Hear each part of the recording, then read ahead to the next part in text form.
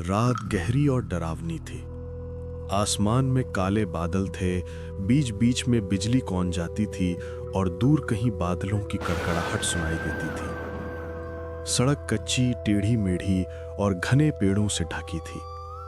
दो रामगढ़ गांव के नौजवान दीपक और रमेश साथ ही एक पुरानी बैलगाड़ी लेकर मोहनपुर गांव की ओर जा रहे थे। रमेश देख रहा है, यहाँ तो एकदम घना जंगल है। लालटेन की रोशनी के आगे कुछ साफ नहीं दिख रहा। हाँ रमेश, मैं भी यही सोच रहा हूँ। पहली बार इस तरफ जा रहे हैं। सुना है यहाँ मोहनपुर गांव बहुत पुराना है। लोग कहते हैं रात में यहाँ के रास्ते से नहीं निकलना चाहिए।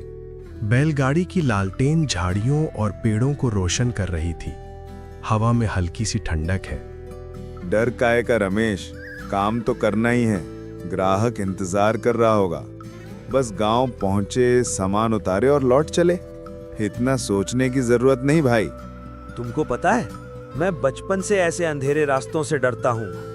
यहाँ पेड़ ऐसे लग रहे हैं जैसे किसी ने हाथ फैला दिए हों। अरे, कहानियां तो लोग बहुत बनाते हैं, असली में कुछ नहीं होता। हिम्मत रख। बैलगाड़ी धीरे धीरे आगे बढ़ती है। पहियों की चरमराहट की आवाज गूंजती है। लगभग आधा घंटा चलने के बाद बैलगाड़ी के सामने एक छाया जैसी आकृति दिखाई देती है। लालटेन की रोशनी में एक सफेद दाढ़ी मूंछ वाला बुजुर्ग लाठी लिए सड़क किनारे खड़ा दिखाई देता है। दीपक, देखो, कोई खड़ा है रास्ते में। कोई बुजुर्ग लग रहा है। रात के वक्त यहाँ क्या कर रहा होगा? बैलगाड़ी रोकते ही बुजुर्ग धीरे धीरे आगे आते हैं। दोनों उनका नाम पूछते हैं। उनका नाम होता है दादा। वो पूछते हैं कि बेटा, मोहनपुर जा रहे हो? जी हाँ दादा, सामान पहुंचाना है। रात लंबी है, रास्ता और लंबा। सावधान रहना, हर चीज वैसी नहीं होती जैसी दिखती है। दीपक और रमेश एक दूसरे को देखते हैं। भाई, ये क्या बोल रहे हैं? मुझे तो डर लगने लगा। दादा, आप कहाँ जाएंगे? बैलगाड़ी में बैठ जाइए, छोड़ देंगे। नहीं बेटा, मैं यहीं रहूंगा। मेरा रास्ता अलग है, लेकिन तुम सावधान रहना। मोहनपुर के ढाबे पर जाना तो पूछना मत, बस खाना खाकर निकल जाना। इतना कहकर दादा धीरे धीरे अंधेरे में ओझल हो जाते हैं। बैलगाड़ी फिर चल पड़ती है। रमेश बार बार पीछे देखता है। दीपक, ये कैसा दादा था? इतनी रात में जंगल में, और कैसी बातें कर रहा था? पुराने लोग हैं, शायद गांव के हों। लेकिन तू डर मत रमेश, अभी ढाबा आएगा तो कुछ खा लेंगे। लेकिन भाई, उसने कहा मोहनपुर के ढाबे पर पूछना मत। ये भी कोई बात हुई? छोड़ना, अंधविश्वास होगा। बाहर पेड़ों के बीच से हवा सीटी बजाते हुए निकल रही है। कई घंटों भर चलने के बाद सड़क और सुनसान हो जाती है। दोनों रास्ता भटक जाते हैं। भाई, हम रास्ता भटक गए। अगर कुछ हो गया तो? कुछ नहीं होगा, तुम क्यों डर रहे हो? अचानक बैलगाड़ी के सामने एक बड़ा सा नीम का पेड़ गिरा पड़ा मिलता है। दीपक बैलों को रोककर नीचे उतरता है। अरे बाप रे, पेड़ गिरा पड़ा है रास्ते में। अब क्या करेंगे? तू घबरा मत यार, मैं साइड से ले लूंगा। दीपक बैलगाड़ी को साइड से निकाल देता है। हवा ठंडी और अजीब सी गंध वाली है। चारों ओर सन्नाटा। पेड़ से बचकर बैलगाड़ी थोड़ा आगे बढ़ती है तो दूर एक पुराना ढाबा दिखाई देता है। भाई, लगता है यही वो ढाबा है। चलो कुछ खा लेते हैं। दादा ने कहा था पूछना मत, पर भूख भी लगी है। चलो खाना खाकर जल्दी निकल जाएंगे। बैलगाड़ी ढाबे के बाहर रोक दी जाती है। दोनों उतरते हैं। चारों ओर अजीब सी खामोशी है। रात और गहरी हो चुकी थी।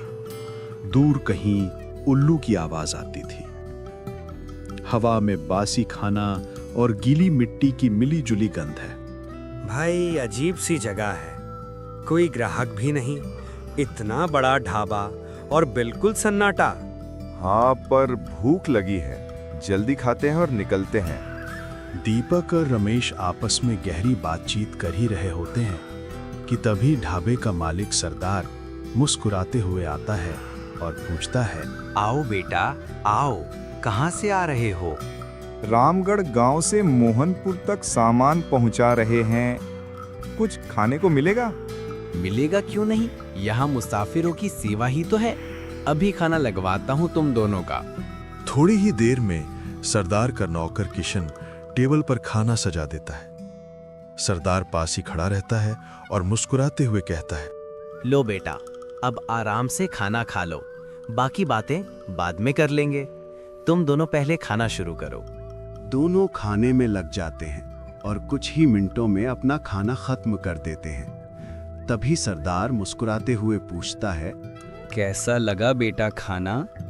अरे काका, कैसा लगा ये मत पूछो। इतनी रात को पेट भर खाना मिल गया, बस वही बहुत बड़ी बात है। वैसे काका, मेरे मन में एक सवाल है, क्या मैं पूछ सकता हूँ? अरे हाँ बेटा, क्यों नहीं, बिल्कुल पूछो। अभी तो रात के 3 बज रहे हैं और ढाबे पर कोई ग्राहक भी नहीं है, फिर भी आपने ढाबा खोला हुआ है। आप घर नहीं जाते क्या? क्या यहीं रहते हो? अरे बेटा, मेरे लिए तो यही ढाबा ही सब कुछ है। मैं और मेरा नौकर हम दोनों यहीं रहते हैं। सामान वगैरह चाहिए होता है तो गांव से लाकर रख लेते हैं। रही बात ग्राहक न होने की, तो हमें वैसे भी रात को नींद नहीं आती, इसलिए ढाबा खुला ही छोड़ देते हैं। कभी कभी तुम्हारे जैसे मुसाफिर रात को आ जाते हैं तो उन्हें खाना खिला देता हूँ। पर यह रमेश को कुछ अजीब सा और अलग महसूस हो रहा था। वो अब तक चुपचाप दोनों की बातें सुन रहा था, लेकिन मन ही मन हल्की सी घबराहट उसके चेहरे पर झलकने लगी। तभी थोड़ी देर की खामोशी के बाद रमेश बोल पड़ा, चल यार, अब यहाँ से निकलते हैं। काफी रात हो चुकी है और हमें तो वापस अपने गांव रामगढ़ भी लौटना है। अच्छा चलो काका, अब हम चलते हैं। वैसे बताइए, खाने के कितने पैसे हुए? अरे बेटा, पैसे और तुमसे कहाँ जाने वाले हो यहाँ से? मेरे लिए तो तुम मेहमान हो। इतनी खातिरदारी करना हमारा फर्ज है। मुझे तुमसे कोई पैसे नहीं चाहिए, बस ऐसे ही आते जाते रहना। दीपक ने बार बार पैसे देने का आग्रह किया, लेकिन सरदार हंसते हुए हर बार टाल देता और किसी भी हालत में पैसे लेने को तैयार नहीं हुआ। उधर रमेश के मन में कुछ और ही ख्याल उमड़ने लगे। वो सोच रहा था, जंगल के इस सुनसान हिस्से में ये ढाबा आखिर आया कहां से? और सबसे अजीब तो ये है कि उसने हमसे पैसे भी नहीं लिए। कुछ तो गड़बड़ है, बहुत अजीब लग रहा है ये सब। दोनों बैलगाड़ी में बैठकर आगे की ओर निकल पड़े। रास्ता सुनसान था और रात गहरी होती जा रही थी। तभी रमेश ने दीपक की ओर देखा और धीमी आवाज में बोला, दीपक, तुझे उस आदमी में कुछ अजीब नहीं लगा? अरे यार, उसमें क्या अजीब था? इंसानी तो था वो भी। और तुम भी ना हर बात में डर ढूंढ लेते हो। मुझे तो ये भी नहीं पता था कि तुम इतना डरते हो। अरे यार, पर तू भी तो सोच, कोई इतनी रात को ढाबा खुला रखे तो जाहिर है पैसे कमाने के लिए ही रखेगा। लेकिन इस आदमी ने तो पैसे लेने से ही मना कर दिया, और जब पैसे देने की बात हो रही थी तब वो ये तक कह रहा था, तुम यहां से कहां जाने वाले हो? ये सब सुनकर मुझे बड़ा अजीब लग रहा है। जो भी हो दीपक, अब तुम बैलगाड़ी कहीं भी मत रोकना। अरे यार, गांव के लोग ऐसे ही होते हैं, उनका दिल बड़ा होता है। हमें मेहमान समझकर उसने फ्री में खाना खिला दिया, इसमें क्या बुरा है? पर तू भी इतना कह रहा है तो चलो मान लेता हूँ, अब बैलगाड़ी कहीं पर भी नहीं रोकूंगा। रमेश अभी भी थोड़ा सा घबराया हुआ था। दोनों बैलगाड़ी में बैठे यूं ही बातें करते हुए आगे बढ़ रहे थे। लालटेन की रोशनी सामने की झाड़ियों को रोशन कर रही थी, जिससे लगता था मानो घने जंगल में कोई अदृश्य परछाइयां रास्ता ताक रही हों। बैलों की सांसें और पहियों की चरमराहट उस सन्नाटे को तोड़ रही थी। लेकिन तभी धीरे धीरे आसमान में काले बादल छा गए। हवा का रुख अचानक बदल गया और गहरा सन्नाटा पूरे माहौल पर हावी होने लगा। अचानक बिजली कड़की। गर्जना इतनी तेज थी कि दोनों एक दूसरे की ओर चौंक कर देखने लगे। अगले ही पल तेज बारिश शुरू हो गई। मोटी मोटी बूंदें बैलगाड़ी के ऊपर रखी छत पर गिरने लगी। बारिश के साथ ही माहौल और भी भयानक हो गया। दीपक, कुछ ठीक नहीं लग रहा। ये रास्ता पहले कभी इतना डरावना नहीं लगा था। दीपक बैलों को हाँकते हुए हंसने की कोशिश करता है। अरे तू हर बात में डर ही ढूंढ लेता है। बस तू ज्यादा सोच मत। बारिश है, तूफान है, सब गुजर जाएगा। लेकिन दीपक की आवाज में भी एक हल्का सा डर साफ महसूस किया जा सकता था। अरे दीपक, अब हमें बैलगाड़ी रोक देनी चाहिए। इससे ज्यादा आगे नहीं ले जाना ठीक होगा। बारिश कम होने का नाम ही नहीं ले रही। अगर हम आगे बढ़े तो बैलगाड़ी लेकर जंगल में फंस सकते हैं। अरे यार, तू भी ना। रामपुर अब ज्यादा दूर नहीं होना चाहिए। बस 2-3 किलोमीटर और चलेंगे तो हम रामपुर पहुंच ही जाएंगे। दीपक रमेश की बात नहीं मानता और बैलगाड़ी आगे बढ़ा देता है। लेकिन कुछ ही दूरी पर बैलगाड़ी रुक जाती है। बैल तो चालू थे और पहिए घूमने की आवाज भी आ रही थी, पर बैलगाड़ी आगे नहीं बढ़ पा रही थी क्योंकि वो गहरे कीचड़ में बुरी तरह फंस चुकी थी। रमेश और दीपक एक दूसरे को देखते हैं और कहते हैं, अरे भाई, ये बैलगाड़ी अब क्यों रुक गई? पता नहीं रमेश, लेकिन मुझे लग रहा है कि बैलगाड़ी कीचड़ में फंस गई है। दीपक, मैंने पहले ही कहा था कि बैलगाड़ी आगे मत बढ़ाना, लेकिन तुमने मेरी बात मानी ही नहीं। अरे एक दूसरे को कोसने से क्या फायदा। चल नीचे उतरकर इसका कोई हल निकालते हैं। दोनों नीचे उतरते हैं। बैलगाड़ी का पहिया पूरी तरह कीचड़ में धंस चुका था। दीपक को लग रहा था कि अब बैलगाड़ी का निकल पाना मुश्किल है। अरे भाई रमेश, मुझे नहीं लगता कि ये बैलगाड़ी अब यहाँ से निकल पाएगी। इसे निकालने के बस 2 ही रास्ते हैं। या तो किसी ट्रैक्टर या हाथी की मदद लेनी पड़ेगी, या फिर 4-5 लोग पीछे से जोर लगाएं तो शायद निकल जाए, वरना इस बैलगाड़ी को निकालना बहुत मुश्किल है। पर भाई, यहाँ ट्रैक्टर और हाथी कहाँ से मिलेंगे? और इस जंगल में अभी इंसान भी कहाँ मिलने वाले हैं? हाँ, तू सही कह रहा है।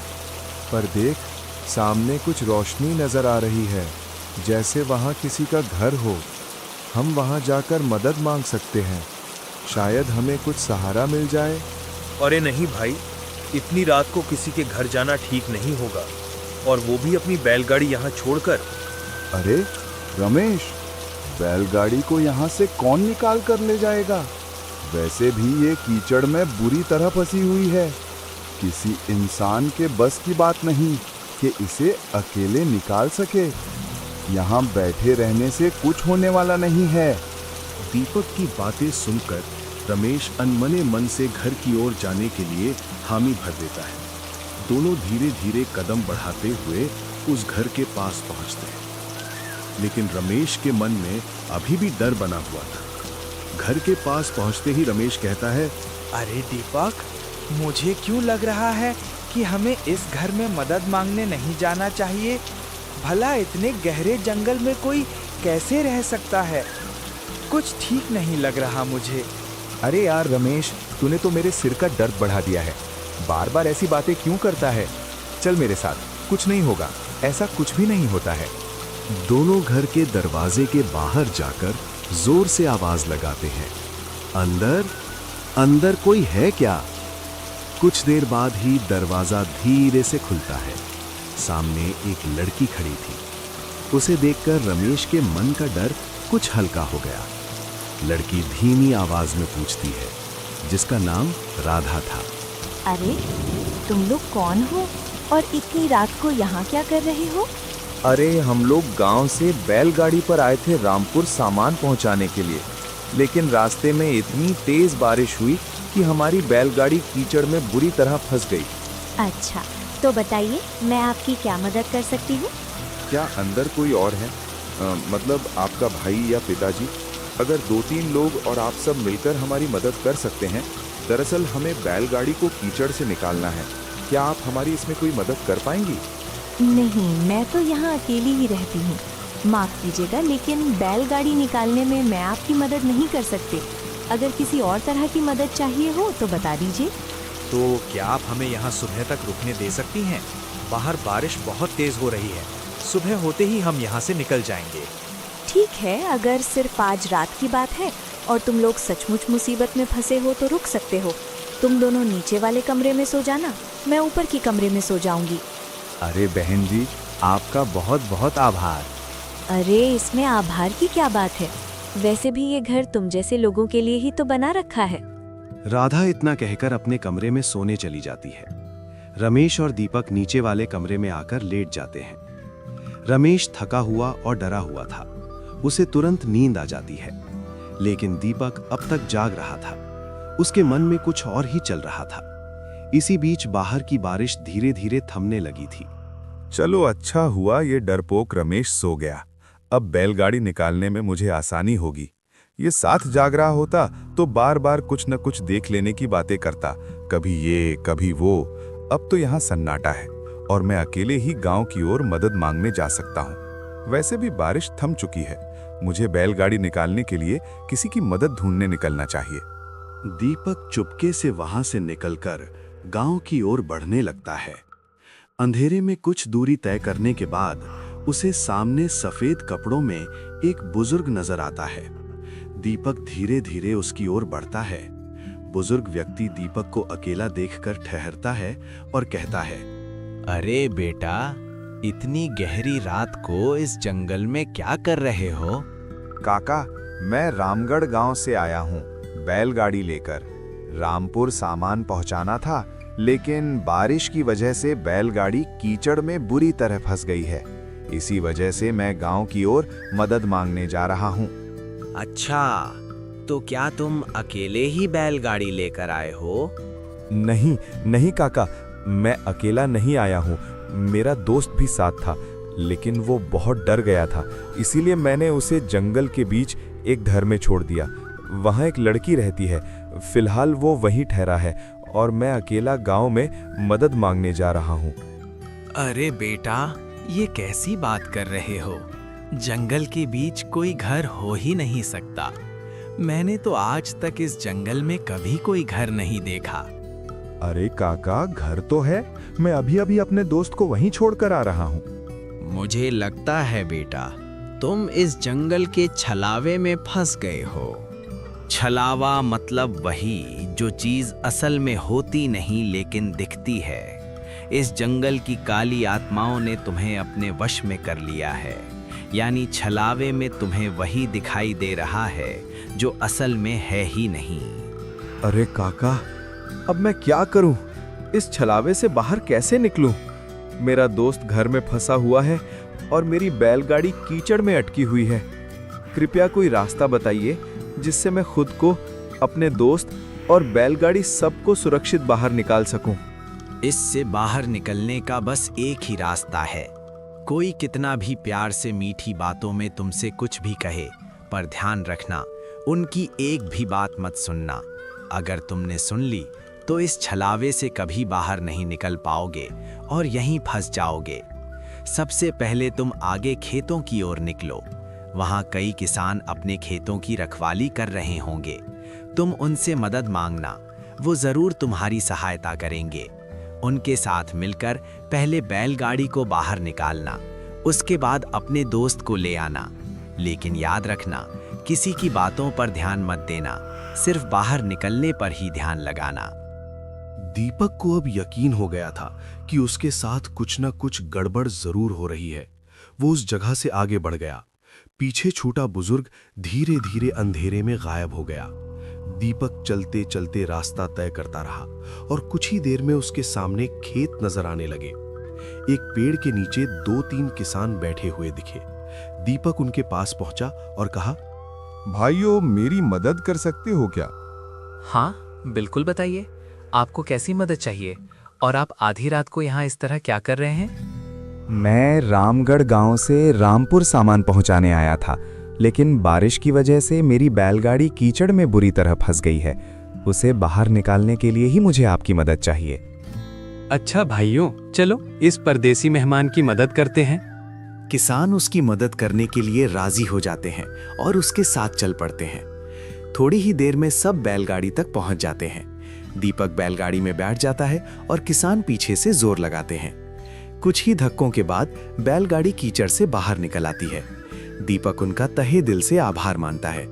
किसान मुस्कुराकर वापस अपने खेतों की ओर लौट जाते हैं। दीपक बैलगाड़ी लेकर उस घर की तरफ बढ़ता है जहां रमेश उसका इंतजार कर रहा होता है। वहां पहुंचकर दीपक बैलगाड़ी साइड में लगाता है और अंदर जाकर धीरे से रमेश को कहता है, अरे रमेश, उठो, मैं बैलगाड़ी को कीचड़ से बाहर निकाल लाया हूँ। इतना सुनते ही रमेश उठ जाता है, लेकिन साथ ही कमरे में सो रही वो लड़की राधा भी जाग जाती है।